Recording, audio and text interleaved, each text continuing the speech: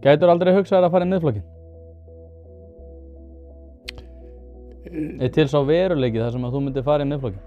Já, ég meina, Sjálfstæðisflokkurinn á ekkert einkaréttandi stefnu, sko. Einhver fjölmenning, það er bara íslensk menning, sko. Getur það aðlaðinni eða getur það ekki. Sumir eru bara þannig að íslensk samfélag, íslensk menning og íslensk löggjöf henda þeim ekki.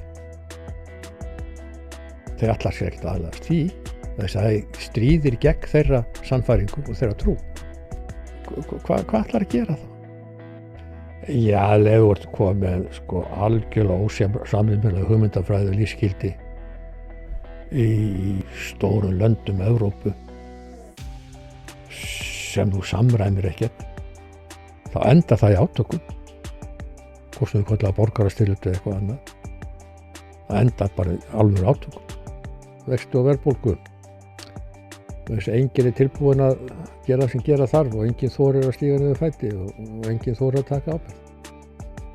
Þá bara höldum við því áfram. Vend okkur fyrir yfirvöld, tjáningafrelsi, frelsi til athafna. Nei. Frelsi snýst það. Mannréttindi snúast það að skattgreiðendur borgi eitthvað fyrir mig. Það er ekki á vegum hins opinbera hvernig þeir líður, sko.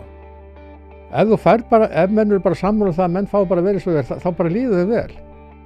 Og þú láttu það bara í friði. Þú ert ekki að agnósa út í fólk hvernig það er öðruvísi. Láttu fólk bara í friði. Vókið er auðvitað bara annað orð yfir, sko, sem ég kalla fasisma í raun. Kyn eru bara tvö. Við þurfum ekki að ræða það.